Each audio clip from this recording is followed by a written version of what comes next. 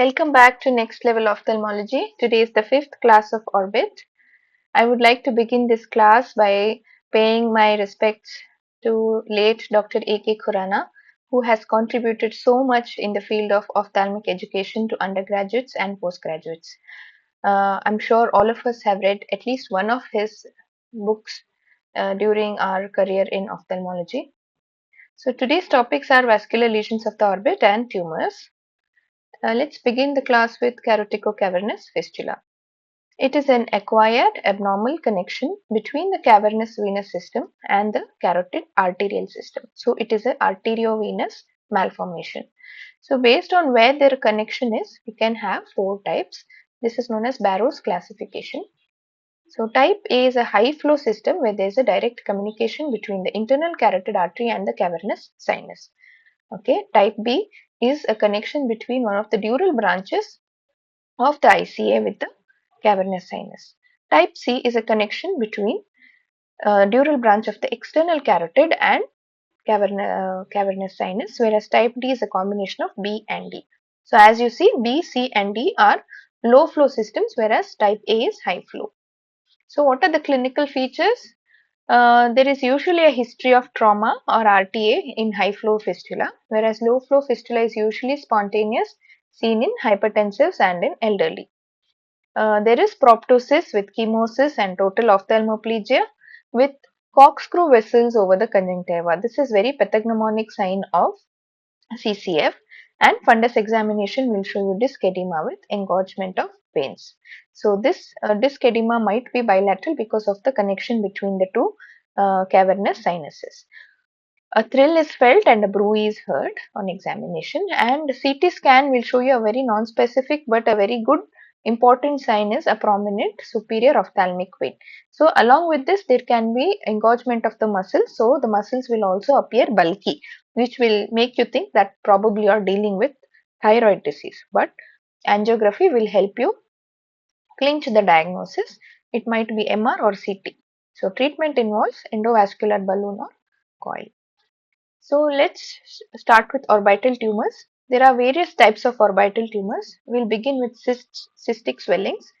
Cystic swelling of the lacrimal gland is called. There's no logic in this question. This is just a memory based. So cystic swelling is a painless, silent swelling of the lacrimal gland, and it is known as dacryops. A 19-year-old college going girl presents with painless swelling in the upper aspect of her right eyebrow since childhood. Okay, it has not grown and she does not have any other symptom. On examination, it is a firm, smooth, non-tender mass. So very important points here: firm. It is not soft. Soft will make you think it's a cyst. It's smooth, non-tender, and moves freely under the skin. So this usually presents in the second decade of life. This is a dermoid typically. So it presents where there are suture lines. So a part of the neuroectoderm gets pinched off within the subcutaneous tissue and presents as uh, a swelling like this. So histopathology of a dermoid is supposed to be well encapsulated tumor composed of large cavernous spaces containing RBCs. Walls of spaces is made up of smooth muscles. No. So these are features suggestive of cavernous hemangioma. Okay. Next, large serous fluid filled channels lined by flat endothelial cells. Now again this is characteristics of lymphangioma. Astrocytic proliferation with arachnoid hyperplasia. This is suggestive of a neural tumor like a glioma. Keratinizing epithelial lining containing dermal adnexal structures like hair follicles. So this is the right answer. Dermoid is characterized by epithelial lining with dermal adnexal structures. So what is the treatment of this condition? You go along a suture line and perform an orbitotomy and excise the whole tumor in toto. A 1-year-old boy presents with eccentric pulsating proptosis. A very important thing here, pulsating proptosis is not seen in many conditions. One of the conditions we just discovered was CCF. On examination, the globe is displaced inferotemporally. Okay, so probably there is something in the superior-nasal quadrant of the orbit.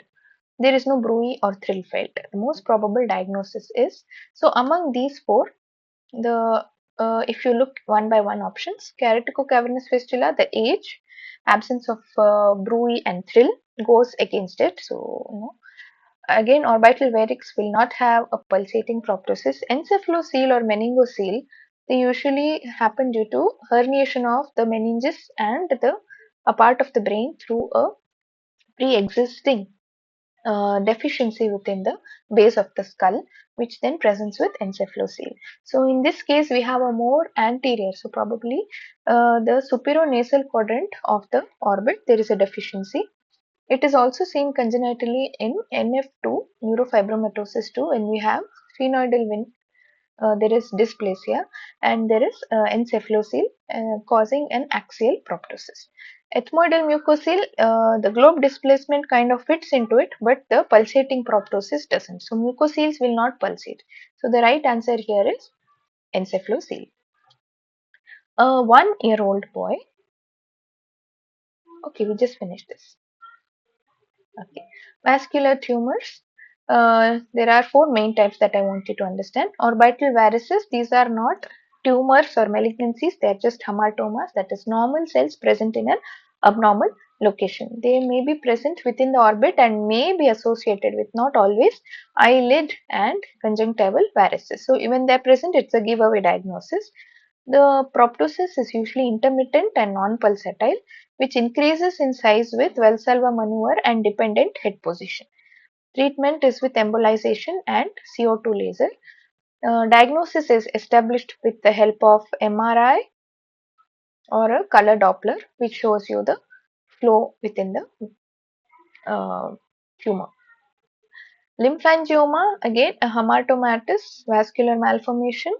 Spontaneous bleeding can occur into the lesion, leading to increase in size. There is also an increase in size during attacks of URTS. Okay, so this history is very important in children. They may present with proptosis, which is present only during URTS. So surgical excision is usually difficult as the tumor is friable. The treatment may not be very satisfactory. Coming to capillary hemangioma, it's the most common congenital orbital tumor. Presents as a small or large mass, usually in the anterior orbit or the lid. Okay, it's usually not seen at birth and it just appears maybe after 3 to 6 months. The mass appears reddish, which increases during episodes of child crying. So these are very important points that you have to remember. Increases in change in position, Valsalva, think of varices. Increases during URTIs, lymphangioma. Increases during episodes of crying, hemangiomas. Proptosis may be seen in orbital involvement and it usually regresses by itself. It's a self-limiting condition. If it persists, then you have to try oral propranolol, intralesional steroids, laser ablation are helpful.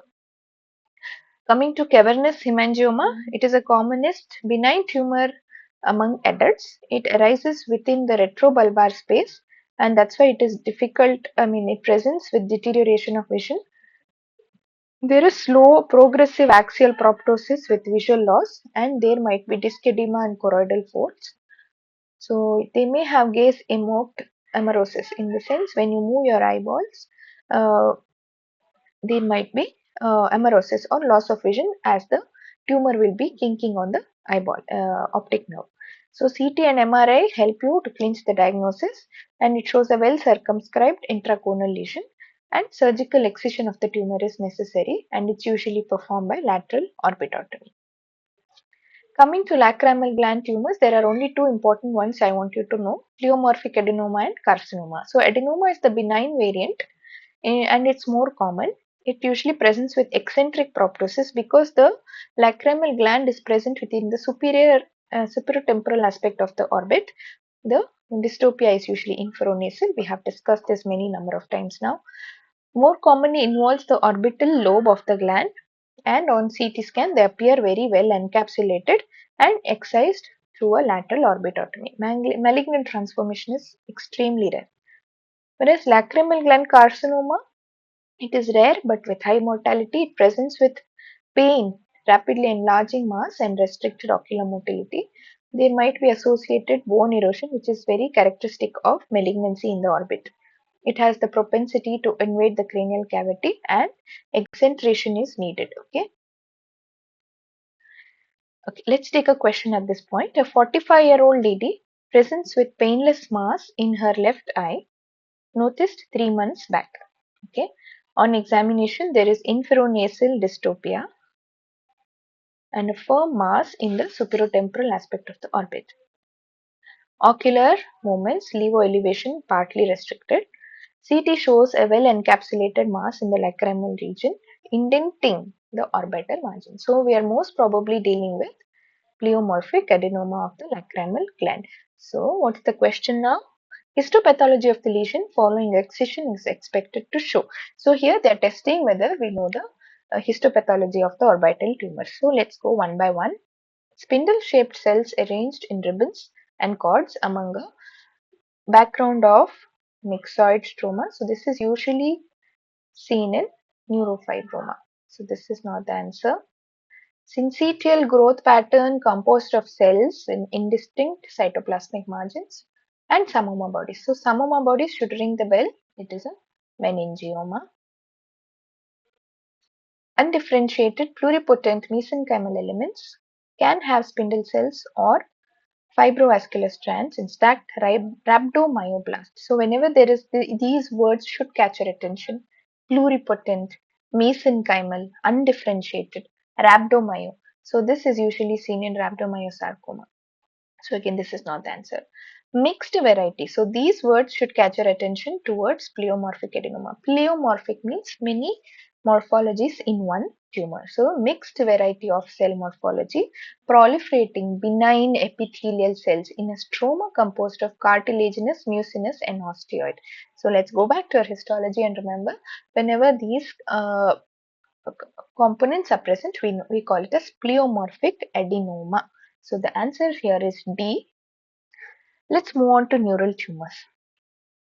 So mainly optic nerve glioma, meningioma and neurofibroma. Glioma is a benign tumor arising from astrocytes, very commonly seen with neurofibromatosis. So the patients usually presents with visual loss, axial proptosis and optic disc pallor. Okay, diagnosis is established with the help of a CT or an MRI. MRI will help you to know if there is involvement of the chiasm as well. Okay, CT will show you its relation to the bone. So there is uniform enhancement of the optic nerve and its treatment is by excision of the tumor. Okay, optic nerve meningioma, also known as primary intraorbital meningioma, orbital optic nerve sheath meningiomas. They present usually just like gliomas, but they are very slow compared to gliomas. Okay, usually present in fourth decades, more common in women, and it's a slow growing tumor. So there is characteristic opticociliary shunts. Again, an important thing to remember. So because they are compressing the optic nerve slowly, there are shunts that are developing between the retinal and the ciliary circulation to perfuse the optic nerve head. As a result, you get this opticociliary shunts. Later, they present with compressive optic neuropathy and optic atrophy. Sphenoid wing meningiomas can invade the orbit. Treatment is again excision of the tumor by lateral orbitotomy. Coming to neurofibroma, plexiform neurofibroma is a peripheral neural tumor of the orbit and is usually associated with NF1. It can diffusely involve the orbit and can lead to mild painful proptosis. Vision is not usually affected. Surgical excision is the treatment of choice. So let's take a question now. All of the following cause proptosis. All of the following causes of proptosis are associated with neurofibromatosis except optic glioma. No, we all know that it is very commonly associated with NF1. Cavernous hemangioma, no, it does not have systemic associations. Sphenoid wing meningioma, yes, again associated with NF2, and encephalocele, yes, it can be associated with NF1. So the right answer here is B. Cavernous sinus hemangioma. Cavernous hemangioma is not seen as a part of neurocutaneous syndromes. Okay, match the following. Too much histopathology today. Match the following orbital tumors with their corresponding histopathological features. So just remember I told you some important points that catch your attention and you associated it with the tumor. Meningioma, we know that it's psammoma bodies. Okay, so A is 4, Glioma, yes, it's a neural tumor, so it has to be astrocytic proliferation. Lymphangioma, yes, so it should be serous fluid. There is lymph, no? So it's fluid filled channels. Pleomorphic adenoma, I told you, it has to be mixed. So let's see. A is 4. Which of this? C and D have A as 4. B is 1. So the right answer probably is C. C is 2. Yeah. And D is 3. Alright. So always cross check each option when you are giving the right option. So the right answer here is C. Let's move on to lymphoproliferative tumors. Lymphomas, they are malignant tumors of lymphoreticular origin and have a plethora of clinical presentation. Orbits are commonly involved by non-Hodgkin's lymphoma. It may involve lacrimal glands, lids, or subconjunctival tissue. What we are showing you here is the subconjunctival involvement, and it usually causes a salmon colored tissue, salmon patch. This is a very pathognomonic feature of lymphomas. The tumors hug the eyeball, that is, they just go and around, hug the eyeball, they do not invade the eyeball. This is very characteristic of lymphomas. So diagnosis is established by incisional biopsy, and you cannot excise a lymphoma completely. You have to do a chemotherapy based on the systemic workup, the staging, and with the help of a medical oncologist, you have to treat the patient. A lymphoma is one condition where your systemic examination also matters a lot. Okay.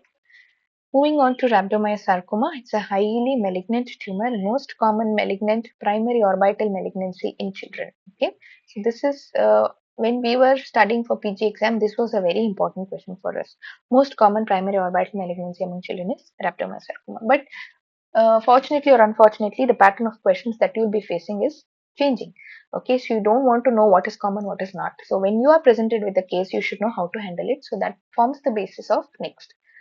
So rhabdomyosarcoma, or let's shorten it as RMS, it presents with rapidly progressive proptosis of sudden onset, usually children less than 7 to 8 years. So happens in the first decade. Tumor most commonly involves the supranasal quadrant of the orbit, but can involve any part of the orbit. Diagnosis, a clinical suspicion is supported by X-ray. X-ray is not very commonly performed these days. CT scan is very important because you will get the information regarding the bone and its relation to the extraocular muscles. It's not a direct tumor arising from it's not arising from the muscle like it was previously thought. It's what do you say? The appearance is akin to a muscle on your imaging, and diagnosis is confirmed by biopsy. Okay, so histopathology of rhabdomyosarcoma is an important question for you. So that's why I put one MCQ here. Which histopathological variant carries a good prognosis? So there are 4 variants: embryonic, alveolar, botryoid, and pleomorphic. Remember that embryonic has the best prognosis. You just have to remember it because you may think that children, embryo means child, can associate like that and remember, but embryonic has a good prognosis while compared to other variants. So let's see what the other variants are. So what is embryonal? Striated muscle differentiation. So whenever there is differentiation, remember in pathology that prognosis is good, okay, because the cell knows what it is meant for. In an undifferentiated tumor, the uh, prognosis may not be that great. So embryonal, most common variant, striated muscle differentiation, has good prognosis. Alveolar, lesser number of cells show skeletal muscle differentiation. Okay, prognosis a little less than embryonal. Botryoid, so botryo means grape-like. So the more common in infants. So in younger babies, you have botryoid variety when there are cells are grape-like clusters, and pleomorphic is an admixture of all types of cells that we discussed. So a 3-year-old girl is brought with gradual onset proptosis of 2 weeks duration and upward displacement of the globe. A tumor was felt in the lower orbit and MRI revealed a tumor isodense with the extraocular muscle. So these are the points that will invading the orbit. So when there is invasion, you know it is a malignant thing. When they use these words like extraocular muscle, then you know they're talking about RMS. The histopathology of the tumor is expected to have. I have repeated this because it might help you. Well encapsulated tumors composed of large cavernous spaces containing RBCs. So we discussed this is cavernous hemangioma. Large serous fluid filled channels lined by endothelial cells. This is again lymphangioma. And astrocytic proliferation you get in gliomas. And undifferentiated pluripotent mesenchymal elements, fibrovascular strands stacked with rhabdomyoblasts. So this is the right answer because we are probably dealing with an RNS here. So there's so many tumors that we discussed till now, so I've just summarized all of them for you. Cavernous hemangioma on histopathology, you get well encapsulated tumor composed of large cavernous spaces containing RBCs, walls of spaces made up of smooth muscles, and MRI you get a well circumscribed intraconal mass. Lymphangioma, large serous fluid filled channels lined by flat endothelial cells. On MRI, well encapsulated cystic tumors with internal septations and fluid levels. Okay, each point is very important to remember. Glioma, astrocytic proliferation, arachnoid hyperplasia. On imaging, you get fusiform. Okay, enlarged tumor kinking the optic nerve may extend till chiasm and beyond. Neurofibroma, spindle-shaped cells arranged in ribbons and cords in a myxoid stroma, usually a hyperintense extraconal mass. Meningioma, syncytial growth pattern composed of cells with psammoma bodies. These are calcifications within the meningioma cells. I'm sure all of you remember this from pathology class. Tubular enlargement of the optic nerve with calcification, tram track calcification. Okay, you get parallel calcification that is seen on CT scan. There can be hyperostosis in meningiomas and there can be even bone erosion. So both are possible. In sphenoid wing meningiomas, you can get a dural extension into the chiasm. Okay. Rhabdomyosarcoma, undifferentiated pluripotent mesenchymal elements with spindle cells and fibrovascular strands with stacked rhabdomyoblasts. The tumor is isodense with extraocular muscles eroding into the neighboring structures. Lymphoma, lymphoid hyperplasia and abnormal clonal expansion. So, there is homogeneous enhancing mass that does not invade the bone, indents the globe. Pleomorphic adenoma, a mixed variety of cell morphology in a stroma that is composed of cartilaginous, mucinous, and osteodegeneration. So on imaging, you get well encapsulated rounded mass in the lacrimal gland that might erode bone in long-standing cases. Okay, that's all for today. We'll meet you the next class for orbital surgeries and trauma. Thank you.